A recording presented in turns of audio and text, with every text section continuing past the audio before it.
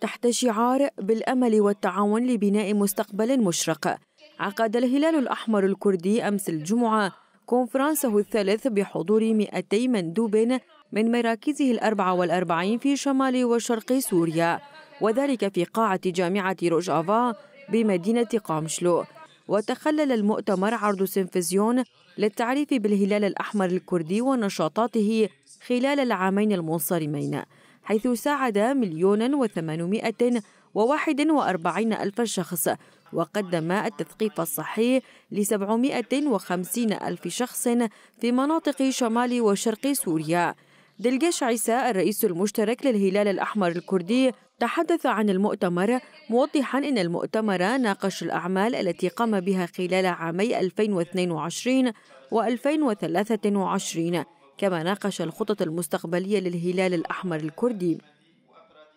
الكونفرنس ناقش أعمال الهلال الأحمر الكردي خلال سنة 2022-2023، كذلك ناقش الاستراتيجيات والخطط المستقبلية والنظام الداخلي للهلال الأحمر الكردي، وتم اتخاذ الرئاسة المشتركة للهلال الأحمر الكردي.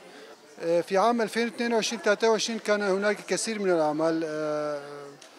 الهلال الأحمر الكردي يعمل في 13 مخيم و15 مركز صحي في مدن ومناطق شمال شرق سوريا، يعمل بعدة برامج تنسيق طبي، في مكتب التنسيق الطبي برنامج الصحة الإنجابية والرضاعة الطبيعية، وبرنامج المخابر، برنامج الأدوية.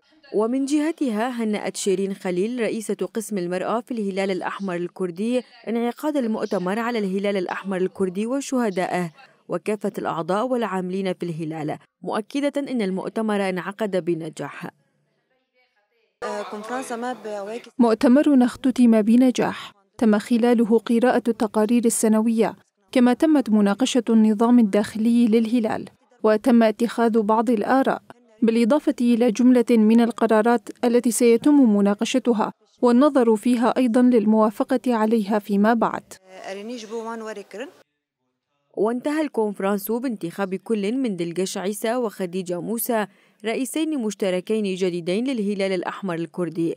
الهلال الأحمر الكردي تأسس في 12 من كانون الأول عام 2012، وبحسب النظام الداخلي فهو منظمة إنسانية غير ربحية معترف بها من قبل الإدارة الذاتية، وهي تعمل وفق القيم والقوانين الدولية لحركة الصليب الأحمر والهلال الأحمر الدوليين، حيث تساعد المحتاجين في حالات الحرب والنزوح والكوارث الطبيعية وحالات الطوارئ.